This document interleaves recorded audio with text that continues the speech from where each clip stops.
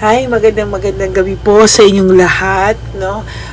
As promised, sabi ko po babawi ako sa inyo, and for my third reading for today, sana po ay inyo pa pong mapanood itong ating third reading of the day today. Gusto ko pong bumawi sa inyo kasi hindi po ako nakapag-reading kahapon, no? So, yun po, ang aking BP po ngayon ay maganda, no? 118 over, basta mababa po, no? At sabi ko nga po, baka po sa mata ko talaga, bakit ako nasasaktan ng ulo, baka mali lang po yung BP ko kagabi dahil sobrang taas po nun, ano? Pero talaga pong sumakit din yung ulo ko kagabi, pero parang migraine na ewan. Pero sabi ko nga po sa inyo, nung nag-BP po ako sa dalawa kong BP ay okay naman po. So, tingnan, maraming salamat, at ngayon po ay okay ang BP ko simula umaga hanggang gabi. Wala naman po talaga akong high blood, kaya nagulat po ako bakit ako nagkaroon ng ganito. No? So, yan. Pipili po tayo ng 10. Punahin natin ito. No? Pili po tayo ng 10. That's 1, 2, 3, 4, 5, 6, 7, 8, 9, and 10. Okay, ngayon po pili po tayo ng 10 naman dito sa kabila.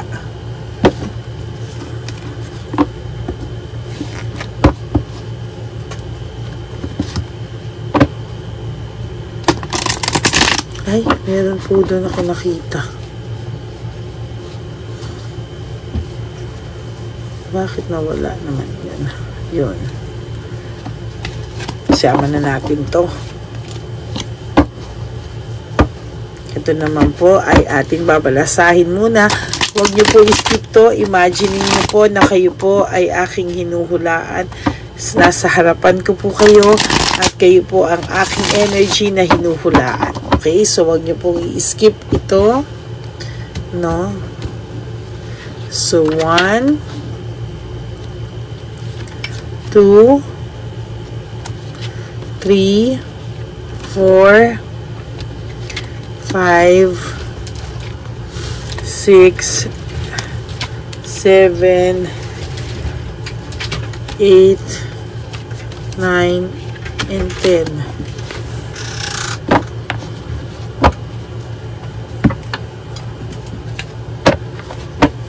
Okay, ngayon po titingnan po natin kung ano ang ating reading of the day today, third reading of the day. Tingnan po natin.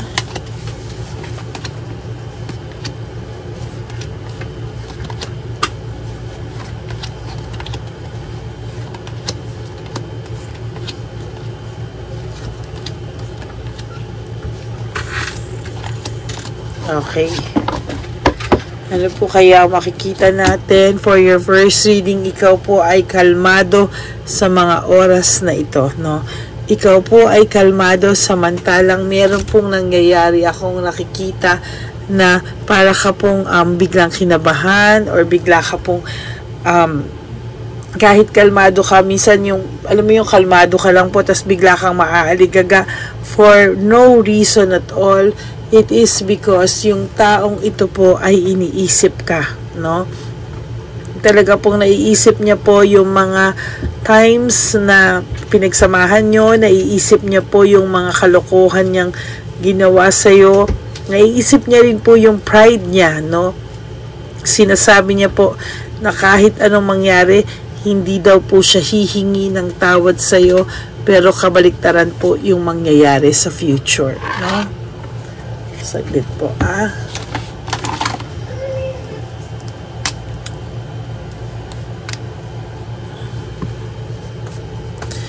Hindi daw siya hihingi ng tawad sa'yo,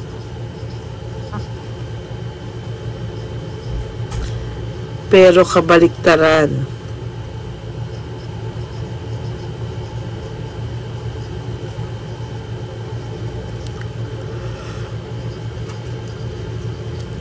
nangyayari sa future. Sa future.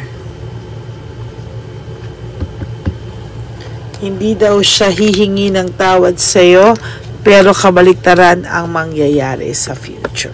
Yan.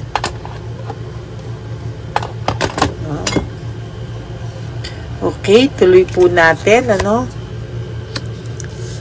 So, sa ngayon po ay naghahanap po siya ng mga pwede niya pong pagkaabalahan dahil there are so many and so much chaos.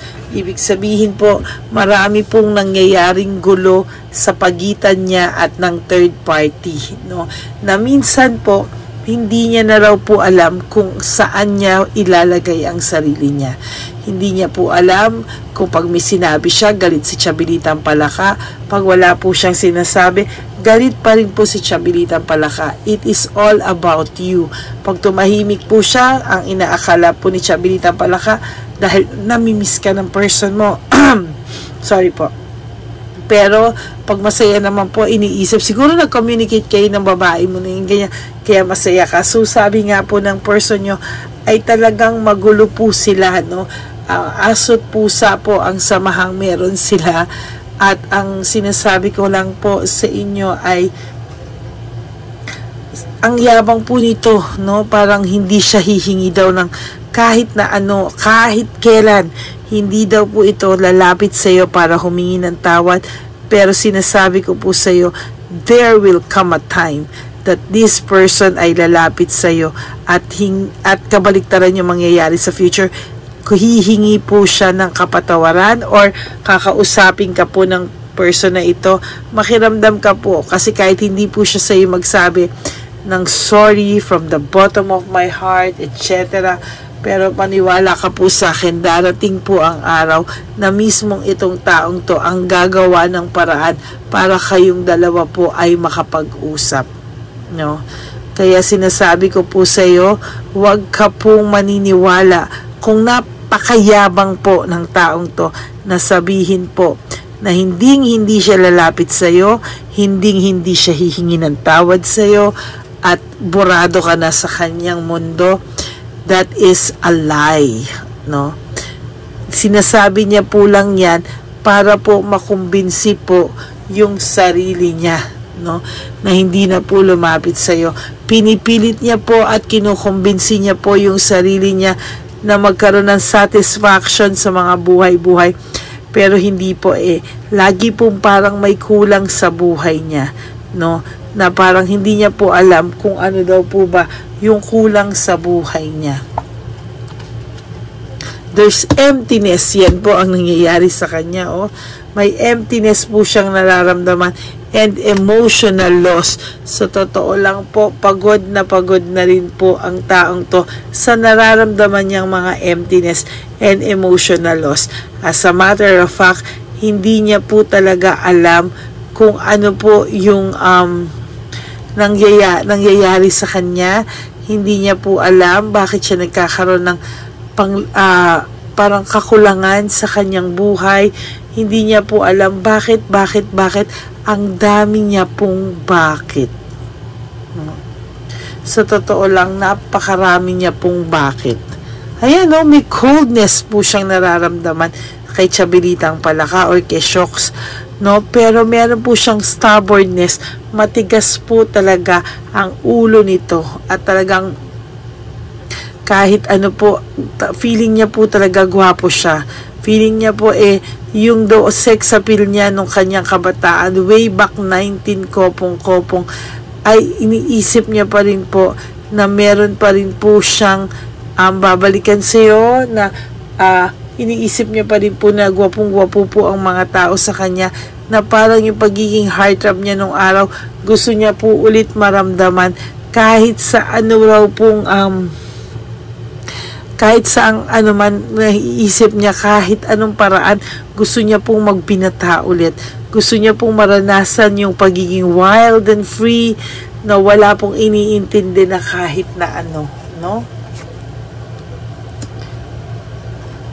Hindi po nila, ayan, very unstable, no? And only infatuation yung naramdaman nila ni Chabilitang palaka. And as a matter of fact, ayan po, confused po ito, no? Confused po ang person na ito sa ngayon. Hatred and maliciousness, sa totoo lang po, ang taong ito po ay puno ng hatred sa sarili niya, no? Kino-cover up niya lang po lahat, pero sa totoo lang po, even po sa sarili niya, hindi niya na rin po maintindihan. Even po sa sarili niya, hindi niya po alam paano pagagaanin ang loob niya. Kasi sa totoo lang po, lahat po ng sinasabi niya sa sarili niya ay nagiging kabaliktaran. Kaya kung sinasabi po niya sa iyo talaga dito, na hindi daw po siya lalapit para mag-sorry, mag 1 plus 1 ka po. Kasi hindi po totoo lahat ng mga sinasabi na yan. No? Emotional immaturity, napaka-immature pa po ng person na to. No, there's insecurity and disappointment. Ang taong po ito, lagi pong nakakaramdam ng disappointment sa buhay, no? Hindi po siya masaya. Lagi pong parang may kulang daw po sa buhay niya, no? Yan, no, naghahanap siya ng finding peace, moving on, pero wala po siyang makuhang katahimikan kahit saang anggulo ng buhay niya po ngayon. No? So, kahit sa ang part ng buhay niya, maybe ito man ay sa financial niya, ngangi, no? Tapos po sa physical, na pangangatawan, meron din po itong mga nararamdaman na, no? Pangatlo po, parang hindi po siya maisip, no, saan pa daw siya sa part ng buhay niya magiging masaya. No, mentally hindi rin po siya happy kasi iniisip niya po, bakit ko to nagawa lahat sa tao na binigyan ako ng halaga at pagmamahal. OMG. Yun, oh. And it's also a victory and success para po sa iyo, no? Pero parang feeling ko po, ang pakiramdam mo po ay talo ka pa din, no? Kasi iniisip mo pa rin na hindi mo kaya na gumawa ng masama sa tao, no? Kaya ikaw po ay napakabuti, no? Kung ano man po yung nakikita mo, gagawin mo po, i-share mo po yung kabutihan mo, no? Pero sa totoo lang po, kapatid, mag-ingat ka kasi hindi rin naman po lahat deserving sa tulong mo, no? Lalo na po itong lalaking to na inyo pong na-spoiled nyo, no? Na-spoiled nyo po itong taong ito, no? Na naging masarap po sobra ang buhay sa iyo, na lahat po ay sinuportahan mo at lahat, pati problema niya, kahit ano po, lagi kang nakaagapay sa kanya. There's also weakness and manipulation. Imbis na ma-appreciate ka pa po niya, ginawa niya pa po yung weakness mo po, tinake advantage niya, minanipulate niya para ikaw po ang lumabas na may kasalanan sa inyong dalawa. No, very insecure reason, very childish reason, pero yun po talaga yung nangyari. Nakakahiyaman pong sabihin, no? Asa ba to? Saan ba ito? Passion and high standards. Ngayon po, ang taong po ito ay talagang medyo may kayabangan po ng konti, no?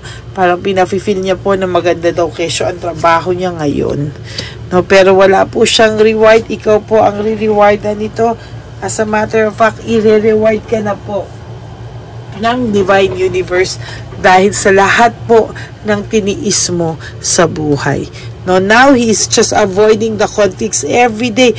Pag gusto po ng babaeng mag-picture, kung gusto po ng babaeng mag-post ng masasaya, yan, no? Pero sa totoo lang po, no, sila po ay may pinagdadaanan din, no? Lalo na sa financial po nila.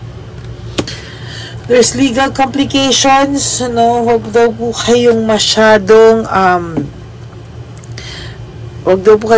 malungkot, huwag po kayong makikipagkompetensya sa mga tao, no? Mag-ingat po kayo, lalo na po huwag kayong mananakit ng pisikal, lalo na po sa mga kahit po sila yung third party, no, ang awayin nyo po is yung guy nyo o girl nyo.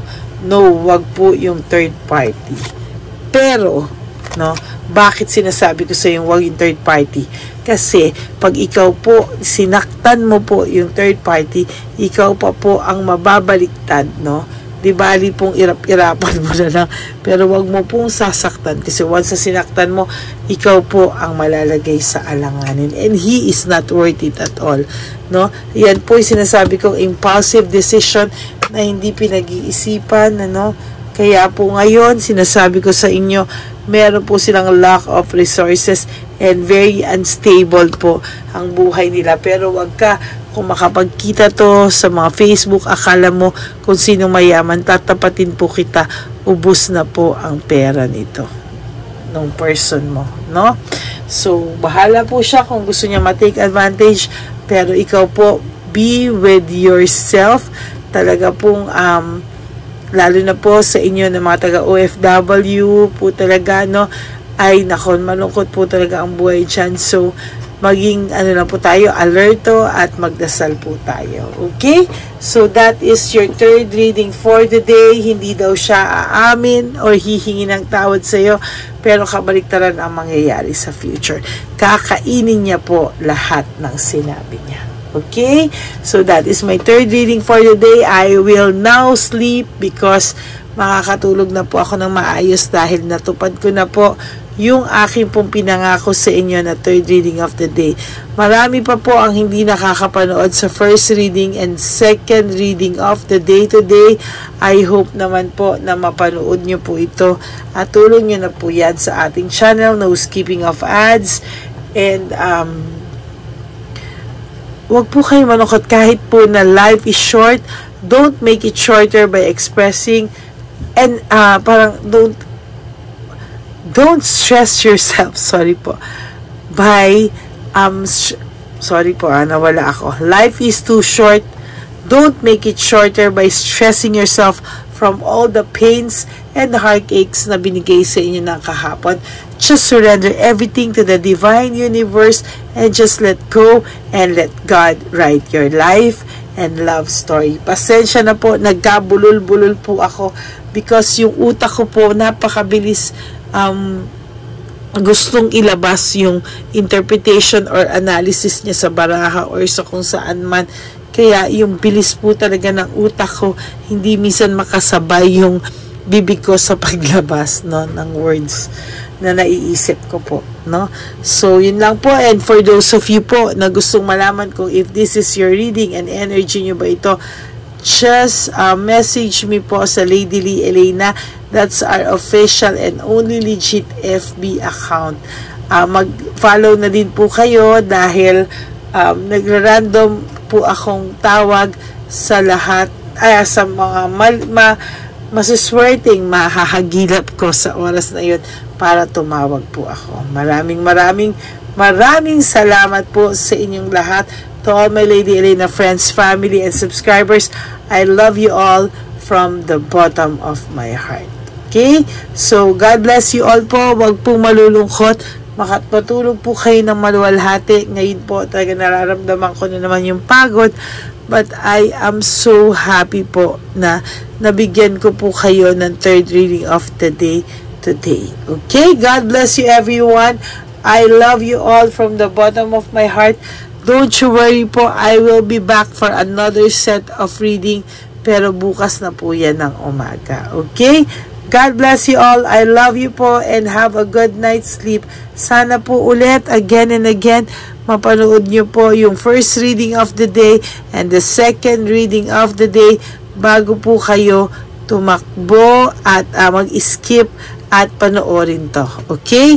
God bless you all po and I love you all. Bye!